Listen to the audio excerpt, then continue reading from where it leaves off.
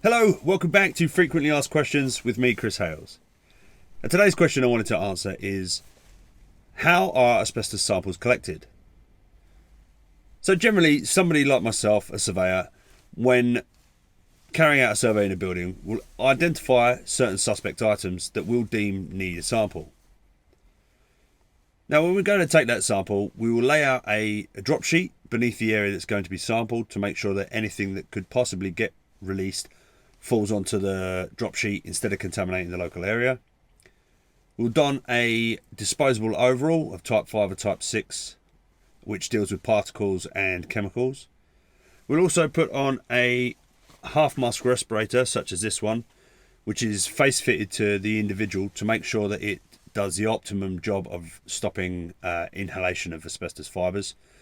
Now, no mask does 100% perfect job, so these have to be face fitted to make sure they do the best that they can.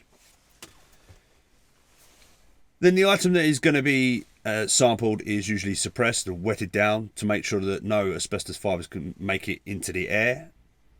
And then we'll use tools such as a carpet knife or a chisel or flat bladed grips to cut, scrape or pry a small piece of that material away. That tend to be dropped straight into something like a wet wipe so that it can be contained and the tool that we use can be cleaned at the same time to prevent any further contamination or future contamination of ongoing samples. That sample will then be placed straight into a pop seal type bag and closed up.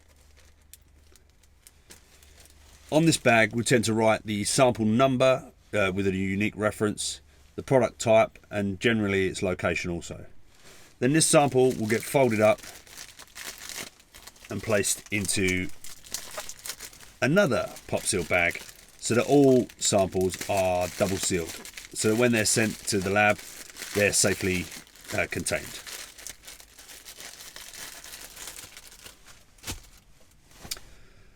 Then once we've done with that, we'll seal up the item that we took the sample from to make sure there's no future release of asbestos fibres. Use tape, or fillers or putties just to make sure it's sealed up nice.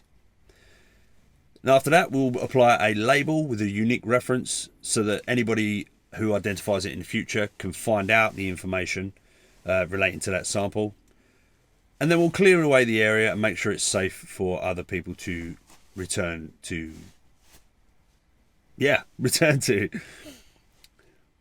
So yeah, that is how an asbestos sample is collected. Thank you for listening. If you have any questions of your own, please leave them in the comments below, and I look forward to recording the next video for you. Thank you very much.